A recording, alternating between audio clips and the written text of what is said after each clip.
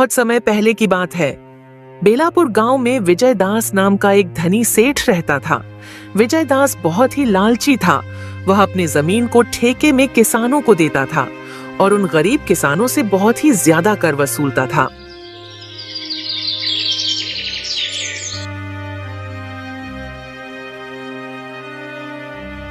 इन किसानों की भी क्या जिंदगी है, बस दिन भर काम करते रहते हैं और सिर्फ 2 वक्त का रोटी के लिए। और हमें देखो, हम सिर्फ आदेश देते हैं और यह किसान हमारे लिए काम करते हैं। इसे कहते हैं सेठ विजय दास का दिमाग। हाँ सेठ जी, आप तो इस गांव के मालिक हो और सभी किसानों को मुट्ठी में बांध कर रखते हो। सेठ विजय दास बहुत ही लालची है। किसानों को पहले बहला फुसलाकर ठेके में काम करवाता है और बाद में किसानों से ही शर्त रख देता है।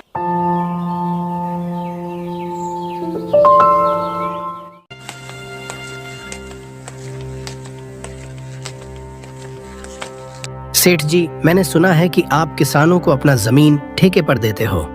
हाँ भाई, मैं किसानों को अपना जमीन ठेके पर देता हूँ। ठीक है सेठ जी, मुझे भी 1 साल के लिए आपका जमीन ठेके पर चाहिए। मेरा नाम श्यामलाल है और मैं पास ही के गांव चांदीपुर में रहता हूँ। ठीक है श्यामलाल, मैं अपने जमीन को ठेके में दे दूंगा, लेकिन 1 साल के बाद तुम जो फसल उगाओगे उनमें से आधा फसल मेरा होगा और आधा फसल तुम्हारा होगा।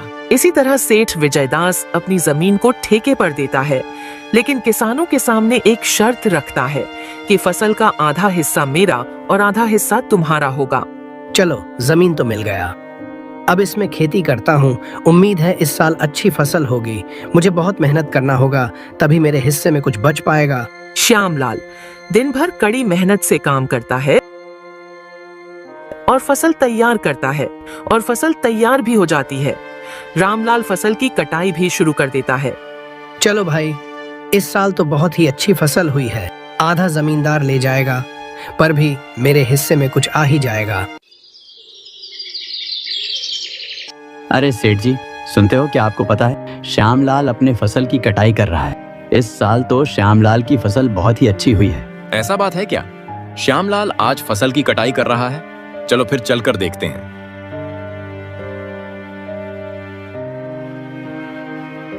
अरे श्यामलाल, फसल का कटाई पूरा हो गया है क्या? हो गया है मालिक। इस बार मैंने गेहूं की फसल लगाई है। देख लो, बहुत ही अच्छी फसल हुई है। वह तो दिख ही रहा है मुझे।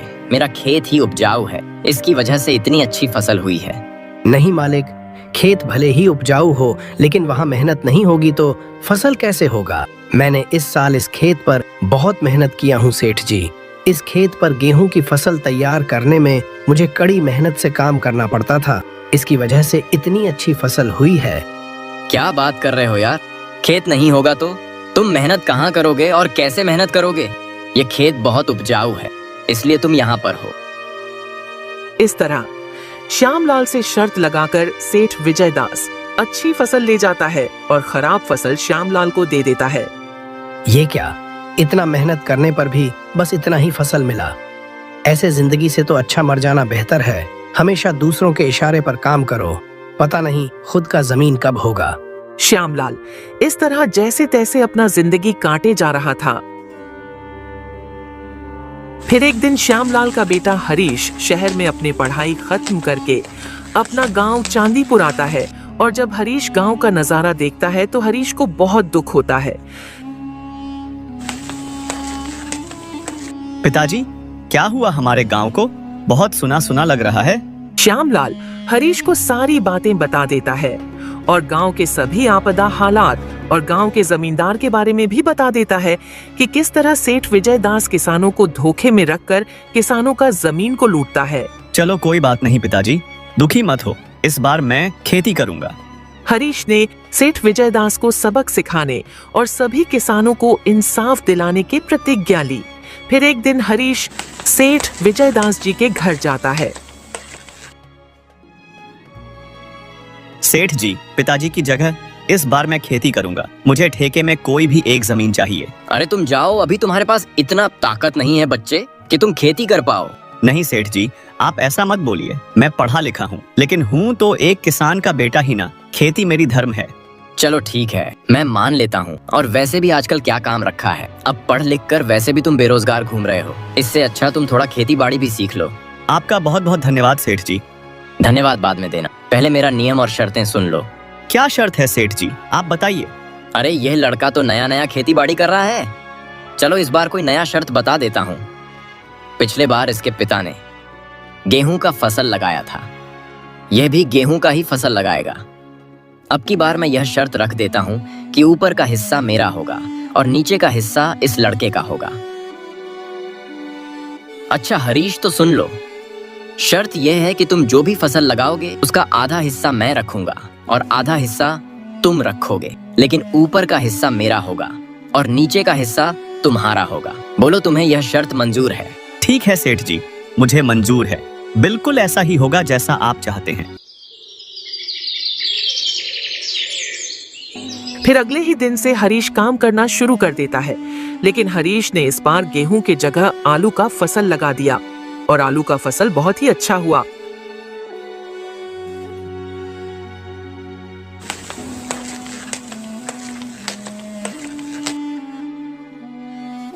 अरे हरीश, तुम्हें शर्त याद है ना कि आधा फसल मेरा और आधा फसल तुम्हारा? हाँ सेठ जी, मुझे सब कुछ अच्छे से याद है। आधा फसल मेरा और आधा फसल तुम्हारा, लेकिन आपने कहा था कि ऊपर का हिस्सा मेरा और नीचे का हिस्सा तुम्हारा। तो सेठ जी, आप ऊपर का हिस्सा ले जाइए और नीचे का हिस्सा छोड़ दीजिए। अरे सेठ जी, इस हरीश ने तो चालाकी मार दी। यह गेहूं की फसल की जगह इस बार इसने आलू की फसल लगा दी।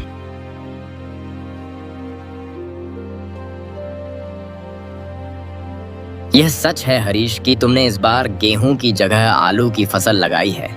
हाँ सेठ जी, गेहूं की फसल पिछले बार ही लगाई थी। गेहूं का फसल अच्छी नहीं हुई थी ऐसा पिताजी बोल रहे थे, इसलिए मैंने इस बार आलू की फसल लगाई है। देखो ना, आलू की फसल कितनी सुंदर है। सेठ जी, आप ऊपर का हिस्सा ले जाइए और नीचे का हिस्सा छोड़ दीजिए। अरे क्या करूं मैं इस घास फूस को लेकर, जबकि तुम सब आलू ले जा रहे हो, तो ये घास फूस भी ले जाओ। आपका ही शर्त है सेठ जी, और आप ही शर्त मानने को तैयार नहीं हैं। मैं इस बारे में कुछ नहीं जानता हूँ, और आप ऊपर का हिस्सा ले जाइए, मैं नीचे का हिस्सा ले जाऊंगा। इस तरह हरीश ने चालाकी के साथ सेठ विजय दास को मुंह तोड़ जवाब दिया और सभी आलू को लेकर घर आ गया और सभी घास फूस को सेठ के हिस्से में छोड़ दिया। पूरे गांव में आज तक आपके सामने किसी ने चालाकी दिखाने की हिम्मत नहीं की है, और यह कल का आया हुआ लड़का आपको बेवकूफ बना दिया। अरे वो क्या बच्चा मुझे बेवकूफ बनाएगा? आने दो, इस बार तो उसको ऐसा सबक सिखाऊंगा कि वह हमेशा हमेशा के लिए याद रखेगा।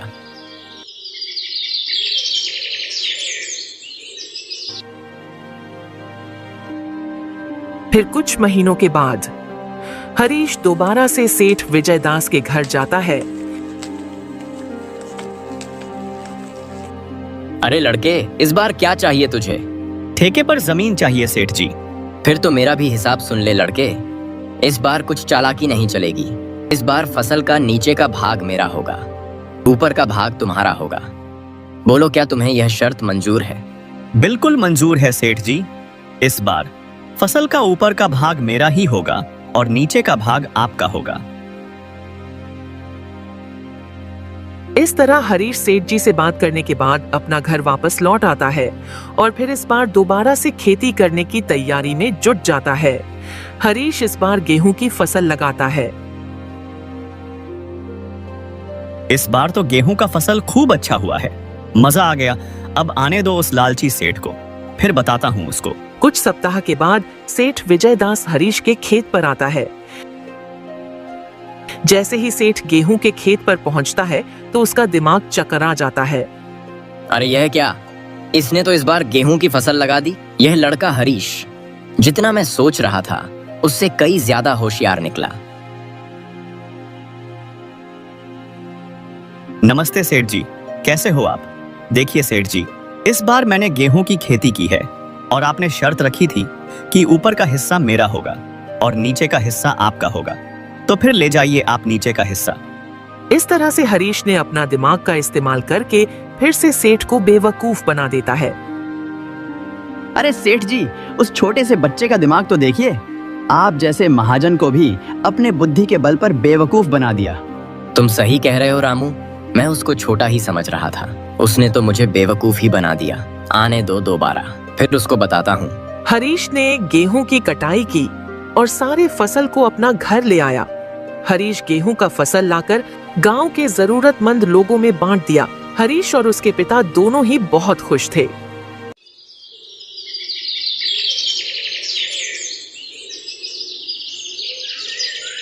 चलो आज सेठ जी के पास दोबारा मुलाकात करते हैं और इस साल भी ठेके में जमीन लेकर फसल लगाते हैं। देखते हैं सेठ विजय दास इस बार क्या दिमाग लगाते हैं। अच्छा, तो तुम मुझसे मिलने दोबारा आ ही गए। अब क्या खेल खेलना चाहते हो मेरे साथ? देखो बच्चे, ज्यादा होशियारी बनने की कोशिश मत करना। मेरा भी नाम सेठ विजय दास है। मेरा तो नाम में ही विजय है। मुझसे ज्यादा चालाकी अब नहीं चलेगी। होशियारी मुझे नहीं आती सेठ जी, मैं तो एक गरीब किसान का बेटा हूँ। होशियार तो आप लोग करते हो और गांव के गरीब किसान के मजबूरी का फायदा उठाते हो।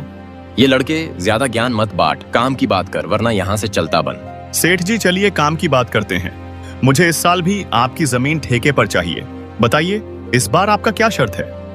सेठ विजयदास थोड़ी देर सोचने के बाद कहता है, तो सुन लो मेरा शर्त। इस बार नीचे और ऊपर का हिस्सा मेरा होगा और बीच का हिस्सा तेरा होगा। तो बताओ यह शर्त तुम्हें मंजूर है? बिल्कुल मंजूर है सेठ जी, जैसा आप चाहें। मैं तो किसान का बेटा हूँ, मुझे तो बस खेती करनी आती है। तो फिर ठीक है सेठ जी, अब मैं चलता हूँ, मुझे खेती भी करनी है। लालची सेठ की बातें मानकर हरीश घर आता है और हरीश दोबारा फसल की तैयारी में जुट जाता है। हरीश इस बार गन्ना की फसल लगाता है। इस बार खेती में कौन सा फसल लगाया है बेटा? पिताजी, इस बार मैंने गन्ना की फसल लगाई है। गन्ना की फसल अच्छी है, इस बार भी काफी आमदनी होगी। चलो ठीक है बेटा, तुम ऐसा ही मेहनत करते रहो, भगवान तुम्हारा भला करें। लालची सेठ और उसका नौकर रामू दोबारा उस खेत पर आने लगते हैं। अरे सेठ जी, इस हरीश का दिमाग चकरा जाएगा। इस बार आपने बहुत ही बढ़िया शर्त रखा है। ऊपर का फसल भी आपका और नीचे का फसल भी आपका। अरे हाँ रामू, इस बार तो मैंने बुद्धि का सर्वश्रेष्ठ उपयोग किया है। देखते हैं कैसे बचता है श्यामलाल का बच्चा। इस तरह दोनों बातें करते हुए खेत पर पहुंच जाते हैं और जैसे ही खेत के पास पहुंचते हैं तो दोनों का दिमाग चकरा जाता है। अरे सेठ जी, हरीश तो आपका बाप निकला। देखो जरा, उसने इस बार कौन सा फसल लगाया है। अरे यह क्या, ये तो गन्ने की फसल है। अब बताओ भला, ऊपर और नीचे का मेरा होगा और बीच का हिस्सा उस हरीश का होगा। मतलब मैं दोबारा फिर से बेवकूफ बन गया, मान गया इस किसान के बच्चे का दिमाग को। कैसे हो सेठ जी, आप दोनों में क्या बात चल रहा है, जरा हमें भी बताओ। एक तो चोरी और ऊपर से सीना चोरी। तुमने मुझे इस बार भी बेवकूफ बना दिया। क्या भला मैं आपको बेवकूफ बनाऊंगा सेठ जी? आप तो दुनिया को बेवकूफ बनाते हो। जैसे आपने शर्त रखी है कि ऊपर और नीचे का फसल मेरा और बीच का फसल तुम्हारा, इसलिए मैं बीच का फसल लेकर जाऊंगा और आप ऊपर और नीचे का फसल लेकर जा सकते हैं। अरे वो किसान का बच्चा, अपने आप को होशियार मत दिखाओ। खेत भी हमारा और फसल भी हमारी। अरे रामू बस कर, चिल्लाने की कोई जरूरत नहीं है। ये हमारी ही करनी का फल है। हमने भोले भाले इन किसानों को बहुत तड़पाया है। आज पहली बार हमसे कोई पंगा लिया है और इस लड़के ने तो मेरा दिमाग ही खोल दिया है।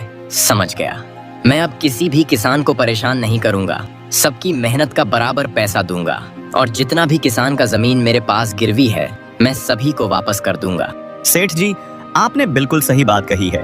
किसान दिन भर मेहनत करते हैं अपना और अपने परिवार के पालन पोषण के लिए, और ना कभी अच्छे कपड़े पहन पाते हैं और ना ही अच्छे खाना खा पाते हैं।